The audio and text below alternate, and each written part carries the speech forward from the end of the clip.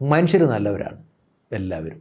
നമ്മൾ പറയും ഈ പത്രം എടുത്ത് വായിച്ച് നമുക്കറിയാം രാവിലെ നോക്കിക്കഴിഞ്ഞാൽ കിട്ടുന്ന നെഗറ്റീവ് വൈബ്സൊക്കെ ഉണ്ടല്ലോ. ഇതൊക്കെ അവിടെ കിടക്കട്ടെ. നമ്മൾ ഇതെല്ലാം ഉണ്ടെങ്കിൽ പോലും ബഹുഭൂരിപക്ഷം മനുഷ്യരും നന്മയുള്ള മനുഷ്യരാണ്. ഞാനൊരു എക്സാമ്പിൾ പറയാം. ഞാൻ കുറേ വർഷം മുമ്പ് കൈരളി ടി വിയിൽ ഒരു പ്രോഗ്രാം ചെയ്തുകൊണ്ടിരിക്കുകയാണ്. ക്യാൻസറിനെ സംബന്ധിച്ച് എനിക്ക് തോന്നുന്നു ക്യാൻസറിനെ സംബന്ധിച്ച് ലോകത്തിലെ ഏറ്റവും ദൈർഘ്യമേറിയ ക്യാൻസർ ബോധന പരമ്പര, അതായത് 5-6 വർഷം കണ്ടിന്യൂസ് പോയ കാര്യം. ആ ഒരു പ്രോഗ്രാം നടന്നുകൊണ്ടിരിക്കുന്ന സമയത്താണ് ഒരു പെൺകുട്ടി, ഒരു 10-30 വയസ്സ് പ്രായമുള്ള ഒരു പെൺകുട്ടി, ഒരു യുവതിയും ഭർത്താവും കുഞ്ഞും കൂടെ ക്യാൻസർ ചികിത്സയ്ക്കായിട്ടുള്ള വന്നു. കുഞ്ഞിനാണ് ക്യാൻസർ. അപ്പോൾ അന്ന് ഇതുപോലെ ശരിക്കും പറഞ്ഞാൽ സർക്കാരിൻ്റേതായിട്ടുള്ള പദ്ധതികളൊന്നും അത്ര ഇല്ല. RCC കൊടുക്കുന്ന ചില സഹായങ്ങൾ മാത്രമേ ഉള്ളൂ. RCC കൊടുക്കുന്ന സഹായം കൊണ്ട് മാത്രം ചികിത്സ പൂർണ്ണമായിട്ടും പോയില്ല. ആ കുട്ടിക്ക് ലൂക്കീമിയ എന്ന് പറഞ്ഞ ഒരു രോഗമാണ്. 3 വയസ്സുള്ള കുഞ്ഞാണത്. അപ്പോൾ അതൊരു 3 ലക്ഷം രൂപയെങ്കിലും വീണ്ടും ഇത് കൂടാതെ വേണ്ടി വരുന്ന ഒരു രോഗമാണത്. അപ്പോഴാ കുട്ടി ആരോ പറഞ്ഞു, ഇപ്പം ഇതൊക്കെ പറഞ്ഞു, ഡോക്ടർ പറഞ്ഞു PRIP കാണുമെന്ന് പറഞ്ഞു. അങ്ങനെ എൻ്റെ അടുത്ത് വന്നു. അങ്ങനെ സംസാരിച്ചപ്പോൾ ആ കുട്ടിയുടെ കാര്യങ്ങൾ ഞാൻ ചോദിച്ചു. ആ കുട്ടിയെ സംബന്ധിച്ചിടത്തോളം ഈ ഭാര്യയും ഭർത്താവും 2 മതത്തിൽപ്പെട്ടവരാണ്. ഇവർ കല്യാണം കഴിഞ്ഞ്, ഈ പയ്യന് വലിയ വിദ്യാഭ്യാസം ഇല്ല, അവന് ഓട്ടോറിക്ഷയൊക്കെ ഓടിച്ചു നടക്കുക. ഈ പെൺകുട്ടി ഇച്ചിരി പഠിപ്പുള്ള ആളാണ്. അങ്ങനെ 2 പേരെയും 2 മതക്കാരെ അവരെ 2 പേരും പുറത്താക്കി. 2 പേരെയും അവർക്ക് നാട്ടിൽ നിൽക്കാൻ പറ്റാതെ അവർ കണ്ണൂർ ഭാഗത്ത് എവിടെയോ പോയിട്ട് അവർ ഒരു ചെറിയ വീട് വാടകയ്ക്കെടുത്ത് ഇയാൾ ഓട്ടോറിക്ഷ ഓടിച്ചുകൊണ്ട് ജീവിക്കുന്നു. അതിനിടയ്ക്ക് ഒരു കുഞ്ഞ് പറഞ്ഞവർക്ക് അങ്ങനെ കൊച്ചു സൗകര്യങ്ങളിൽ അവർ ജീവിക്കുകയാണ്. അപ്പോഴാണ് കുഞ്ഞിന് 3 വയസ്സ് കഷ്ടിച്ചാവും. 3 വയസ്സായിട്ടില്ല, 2.25 വയസ്സങ്ങാണ്ടായിട്ടേ ഉള്ളൂ അതിന്. അപ്പോഴാണ് ഈ കുഞ്ഞിന് ക്യാൻസർ വരുന്നത്. ക്യാൻസർ വന്നു. അങ്ങനെ ഓടി RCC വന്നു. RCC വന്ന് ഡോക്ടർ കാര്യങ്ങളൊക്കെ പറയും. ഇത്രയും കാര്യങ്ങൾ വന്ന് ഈ കുട്ടിയെ നിലവിളിക്കാൻ തുടങ്ങി. ഞങ്ങൾ 3 ലക്ഷം രൂപ വിട്ട് 30 രൂപ അവർക്ക് എടുക്കാനില്ല. അപ്പോൾ എൻ്റെ അടുത്തുകൊണ്ട് ഇങ്ങനെ കഥകൾ പറഞ്ഞുകൊണ്ട് ഇങ്ങനെ എനിക്ക് സത്യം പറഞ്ഞാൽ ഈ കുഞ്ഞിനെ കണ്ടപ്പോഴേ ഒരു നല്ല ഓമനത്തമുള്ളൊരു കുഞ്ഞാണ്. എൻ്റെ പേരിപ്പോൾ എനിക്ക് ഓർമ്മ, സാനിയ.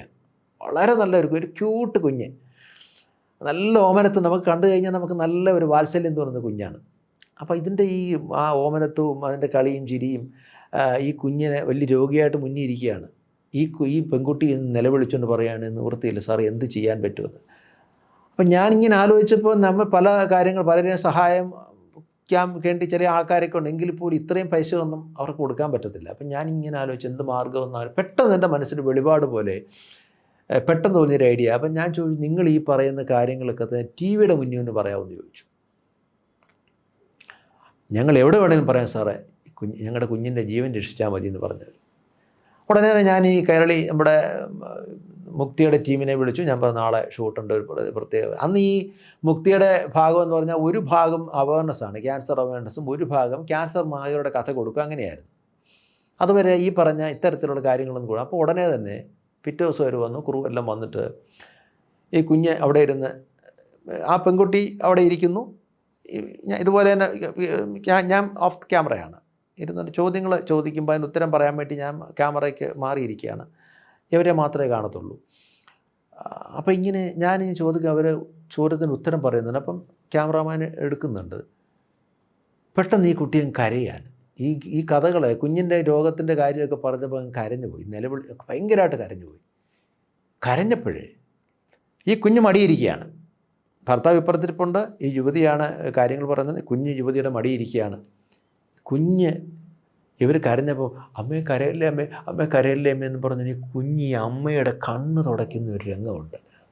ഓ, നമുക്ക് ലോകത്താർക്ക് അഭിനയിച്ച് ഫലിപ്പിക്കാൻ പറ്റില്ലത്. ഒരു സാധാരണ മനുഷ്യനായിട്ട് പറന്ന ആരുടെയും കണ്ണ് നിറഞ്ഞു പോകുന്നത് കാണുമ്പോൾ.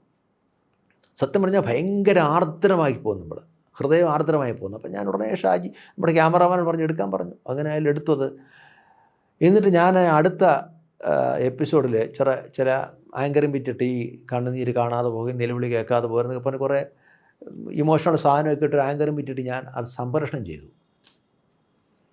അത്ഭുതകരമായിരുന്നു റെസ്പോൺസ്. ഒരു 15 മിനിറ്റ് കഴിഞ്ഞപ്പോൾ വിളി വരുന്നു, രാജീവ് നായർ ഫ്രം ബാംഗ്ലൂർ. ഒരു IT കമ്പനി നടത്തുന്നവരാണ്, കേരളീയരാണ്. സാർ, ഈ കുഞ്ഞിൻ്റെ ചികിത്സ ഞങ്ങൾ സ്പോൺസർ ചെയ്തോളാം. ആ സന്തോഷം. അന്ന് 3 ലക്ഷം രൂപ എന്ന് പറയുന്നത് വലിയ കഥ. ഒരു 10 ലക്ഷം രൂപയുടെ ഞങ്ങൾ ഈ കുഞ്ഞിൻ്റെ ചികിത്സയായിട്ടത്. ഒരു 15 മിനിറ്റ് കഴിഞ്ഞ് ലാൻഡ് ഇങ്ങനെ തുരുതുരാൻ ഫോൺ വരുന്നു. ബോംബെയിൽ നിന്ന് വിളിക്കുന്നു, മദ്രാസിൽ നിന്ന് വിളിക്കുന്നു, എന്താ പറയുക, നമ്മുടെ സൗദി അറേബ്യയിൽ നിന്ന് വിളിക്കുന്നു, ദുബായിൽ നിന്ന് വിളിക്കുന്നു, അമേരിക്കയിൽ നിന്ന് വിളിക്കുന്നു. നിരന്തരമായി മലയാളികൾ വിളിക്കുകയാണ്. അപ്പം ഞാൻ പറഞ്ഞു സോറി, സ്പോൺസറായി പോയി, കുഞ്ഞിനെ സ്പോൺസർ കിട്ടിക്കഴിഞ്ഞു, വിളിച്ചതിന് നന്ദി നല്ലതാണ്. അപ്പം ഞാൻ റീതിങ്ക് ചെയ്തു, ഇത് കൊള്ളാമല്ലോ. അതാ ഊരറിയാത്ത, പേരറിയാത്ത, ആരെന്നറിയാത്ത, എവിടെയോ കിടക്കുന്ന ഒരു കുഞ്ഞിന് വേണ്ടിയിട്ട് ഹൃദയം ആർദ്രമാകുന്ന മനുഷ്യർ ഈ ഭൂമിയിലുണ്ട്. കൊല്ലലെന്ന് പറയുന്ന മലയാളികൾ തന്നെയാണ്. അവിടെ കിടക്കുന്നു. എല്ലാവരുടെ മനസ്സിൽ ഈ നന്മ കിടപ്പുണ്ട്. അത് ഊതി കാച്ചി എടുത്താൽ മതി. ഒരു തീപ്പൊരി കിടപ്പുണ്ട് അവിടെ, അതിങ്ങനെ നമ്മൾ പ്രകാശിപ്പിച്ചെടുത്താൽ മതി. അവസരം ഉണ്ടെങ്കിൽ അതൊരു സാഹചര്യം വരികയാണെങ്കിൽ വേണ്ടി വന്നാൽ ആ നന്മ പുറത്തേക്ക് വരും. അത് വലിയ വെളിപാടായിരുന്നു എന്നെ സംബന്ധിച്ച്. അങ്ങനെ ഈ കുഞ്ഞിൻ്റെ ചികിത്സ, അപ്പം ഞാൻ പിറ്റേ ആഴ്ച മുതൽ ഒരു പങ്ക്തി ഇതിനു വേണ്ടി തുടങ്ങി. ഇത്തരം അവശത അനുഭവിക്കുന്ന വളരെ പാവങ്ങളായിട്ടുള്ള ചികിത്സയ്ക്ക് നിവൃത്തിയില്ലാത്ത രോഗികളെ ഇൻട്രൊഡ്യൂസ് ചെയ്യുന്ന പരിപാടി. 100 കണക്കിന് രോഗികൾക്ക് പ്രയോജനം കിട്ടി, 100 കണക്കിന് രോഗികൾക്ക്. എന്നിട്ട് അതിലിങ്ങനെ ഒരുപാട് പണപ്രവാഹമായിരുന്നു. അങ്ങനെയാണ് അക്ഷയപാത്രം എന്ന് പറഞ്ഞൊരു പരിപാടി ആസിയിൽ തുടങ്ങിയത്. അതായത് നിർധന രോഗികളുടെ ചികിത്സാ സഹായ നിധി. ഈ പാവങ്ങളായിട്ടുള്ള സർക്കാരിൻ്റെ സ്കീമൊന്നും കിട്ടാത്ത ആൾക്കാർക്ക് ചികിത്സയ്ക്ക് വേണ്ടിയിട്ടുള്ള സംവിധാനം ഒരുക്കുന്നത്. അതൊരു ഇത് 72-73 രാജ്യങ്ങളിലാണ് ഇത് പോയത്, ഈ ഇൻഫർമേഷൻ പോയത്. ഒരുപാട് പേർ സഹായിച്ചു. ഇപ്പോഴും ഉണ്ട്, ഇപ്പോഴും വേറെ നിലനിൽക്കുന്നു. ഇപ്പോഴും വാർഡിൽ കിടക്കുന്ന പേഷ്യൻസിന് ആ പണത്തിൽ നിന്ന് അടുത്ത് സൗജന്യമായിട്ട് ഭക്ഷണം കൊടുക്കുക. അപ്പം അന്നാണ് എനിക്ക് മനസ്സിലായത്, നമ്മുടെ മനുഷ്യരുടെ ഉള്ളിൽ കിടക്കുന്ന നന്മ നമ്മൾ കാണുന്നില്ല. അതുപോലെ എനിക്ക് വേറെ നമ്മൾ ഞെട്ടിപ്പോകുന്ന സംഭവങ്ങളുണ്ട്. കൃഷ്ണൻകുട്ടി എന്ന് പറഞ്ഞ ഒരു മനുഷ്യൻ, അയാളെ ഒരു കാലൻ കൊടയും ഈ വൃത്തിയുള്ളതെങ്കിലും കീറിപ്പറഞ്ഞതുമായ ചില വസ്ത്രങ്ങളുമായിട്ട് ഒരാൾ വരും. മാസത്തിലൊരിക്കൽ വരും, 3000 രൂപ കൊണ്ട് തരും. 3000 രൂപ. ഈ 3000 രൂപ കൊണ്ട് തരാൻ ആവശ്യമായിട്ടുള്ള ജോലി ഒന്നുമില്ല സാർ, അതെങ്ങനെ പോകുന്നു സാർ, ഒന്നും പറയത്തില്ല. കൃഷ്ണൻകുട്ടിയുടെ കുടുംബം ഒന്നും പറയത്തില്ല, ഒക്കെ ദൈവം തരും സാർ, ഇങ്ങനെ അങ്ങോട്ട് പോകും. 3000 രൂപ കൃത്യമാണ് സാറേ, കുഞ്ഞുങ്ങൾക്കുള്ള ഭക്ഷണം കൊടുക്കാൻ വേണ്ടിയിട്ടാണെന്ന് പറഞ്ഞിട്ട് നമ്മൾ അവിടെ ഇരിക്കാൻ പറഞ്ഞിരിക്കില്ല. ഞാൻ നിന്നോളാം എന്ന് പറഞ്ഞ് അവിടെ നിൽക്കും. ഞാൻ ആരെങ്കിലും കുട്ടികളെ വിട്ടിട്ട് റെസിപ്റ്റ് മേടിച്ചു കൊടുക്കും, 5 മിനിറ്റുള്ളിൽ തിരിച്ചു പോവുകയും ചെയ്യും. ഇങ്ങനെ കുറേ കാലമായപ്പോൾ എനിക്കൊരു സംശയം, ഈ മനുഷ്യനെ കണ്ടാൽ 3000 രൂപ എല്ലാ മാസവും കൊണ്ടുതരാൻ ആവശ്യമായിട്ടുള്ള സാമ്പത്തിക സ്ഥിതിയുള്ള ആളെ നമുക്ക് വിചാരിക്കാനേ പറ്റില്ല. അപ്പോൾ എന്നാൽ ഇത് എന്താണെന്ന് കണ്ടുപിടിക്കണമല്ലോ. ഇയാൾ തൊഴിൽ പറയുന്നില്ല, ആരാണെന്ന് പറയുന്നില്ല, എന്താണെന്ന് പറയുന്നില്ല. അപ്പോൾ ഒരു ദിവസം ഞാനൊരു സെക്യൂരിറ്റിയെ ഇയാൾ കൂടെ വിട്ടു.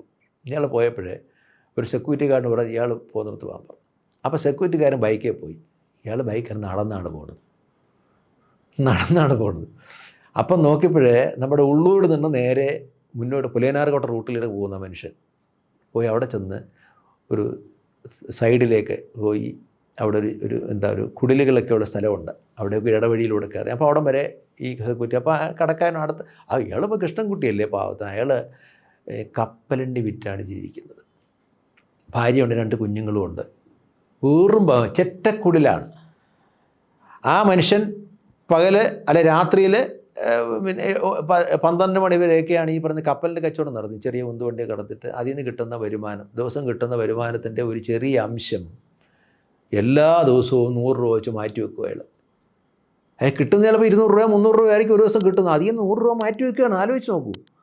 അവിടെ ഉള്ളവൻ കൊടുക്കുകയല്ല, നമ്മളൊരാളെ ചാരിറ്റി കൊടുക്കുന്നു എന്ന് പറയും, ചാരിറ്റി ചെയ്യുന്നു എന്ന് പറയുമ്പം ഒരാൾക്ക് സംഭാവന കൊടുക്കും, നമ്മുടെ ആവശ്യങ്ങൾ കഴിഞ്ഞു കൊടുത്താലൊക്കെ, അതാണ് എല്ലാവരും പറയുന്നത്. അങ്ങനല്ലത്. ജീവിക്കാൻ മാർഗമില്ല, ഒരു നിവൃത്തിയില്ലാത്ത മനുഷ്യൻ, അതോ തൻ്റെ പേര് പോലും പറയരുത്, രസീത് പോലും വേണ്ടാന്ന് പറയുന്ന മനുഷ്യൻ, ആരും അറിയാതെ ആർക്കോ വേണ്ടി, ആരെന്നറിയാത്തവർക്ക് വേണ്ടി തൻ്റെ സ്വന്തം ജീവിതം ഇങ്ങനെയൊക്കെ ആയിട്ട് പോരുമ്പോൾ അതിൽ നിന്നൊരു അംശം എടുത്ത് നന്മയില്ലേ മനുഷ്യന്? ഇങ്ങനെ എത്ര അനുഭവങ്ങൾ, ഒരുപാട് അനുഭവങ്ങളുണ്ട്. അപ്പോൾ ഞാൻ കൃഷ്ണൻകുട്ടി പിന്നീട് അവിടെ നിന്ന് താമസം മാറിപ്പോയി. കുറേ കാലമായപ്പോഴത്തെ ഞാൻ കൃഷ്ണൻകുട്ടിയോട് പിന്നെ ഇത് പറഞ്ഞ് എനിക്ക് തന്നെ ഒരു മോശമായിട്ട് തോന്നി. ഈ മനുഷ്യനെ ഞാൻ സംശയിച്ചല്ലോ എന്നായിപ്പോയി. ഇത്രമാത്രം നിഷ്കളങ്കനായിട്ടുള്ള ഒരു മനുഷ്യനെ, ഡെഡിക്കേറ്റഡ് ആയിട്ടുള്ള മനുഷ്യനെ ഞാൻ സംശയിച്ചല്ലോ എന്നുള്ളൊരു പാപബോധം എനിക്ക് വന്നു, കുറ്റബോധം എനിക്ക് വന്നു. പക്ഷേ ഒരു 5-6 മാസം ഞാൻ കൃഷ്ണൻകുട്ടിയോടൊന്നും പറഞ്ഞില്ല, പിന്നെ ചോദിച്ചുമില്ല. വളരെ ഒരേപോലെ തന്നെ തുടർന്നു. പക്ഷേ കൃഷ്ണൻകുട്ടി പിന്നെ അവിടുന്ന് വാടകയ്ക്ക് എവിടെ ചെറുതായി താമസിച്ചെന്ന് എവിടെ ഇങ്ങോട്ട് മാറിപ്പോയി. പിന്നീട് കൃഷ്ണൻകുട്ടിയുടെ വിവരങ്ങളൊന്നുമില്ല. എവിടെയെങ്കിലും ഉണ്ടെങ്കിൽ ഇത് കേൾക്കുന്നെങ്കിൽ കൃഷ്ണൻകുട്ടി ഇത് ഉണ്ടെങ്കിൽ കൃഷ്ണൻകുട്ടി വിളിക്കട്ടെ എന്ന് ഞാൻ വിചാരിക്കുകയാണ്. അത്ര നല്ല മനുഷ്യന്മാരുണ്ട് നമ്മുടെ നടയിൽ. പണമൊന്നും വേണ്ട, സഹായിക്കാനായിട്ട് പണമൊന്നും വേണ്ട നമുക്ക്. നമ്മൾ വിചാരിക്കും നമുക്ക് നല്ല സാമ്പത്തിക ശേഷി ഇല്ലാത്തതുകൊണ്ടല്ലേ നമുക്ക് ഒരാളെ സഹായിക്കാൻ പറ്റാതുള്ളൂ. ചില വാക്ക് മതിയല്ലോ. ഒരു കഷ്ണം വാക്ക് കൊടുക്കും നിങ്ങൾ, സ്നേഹത്തിൻ്റെ ഒരു കഷ്ണം വാക്ക് കൊടുത്താൽ മതി. ജീവിതം വഴിമുട്ട് നിൽക്കുന്ന മനുഷ്യനോട് തോള് തട്ടി സാരമില്ല എന്ന് പറയാൻ നമുക്ക് കഴിയില്ലേ? അത് പറ്റുമല്ലോ. അങ്ങനെയുള്ള നന്മകളൊക്കെ നമ്മുടെ ഉള്ളിൽ ഉണ്ടെന്നേ.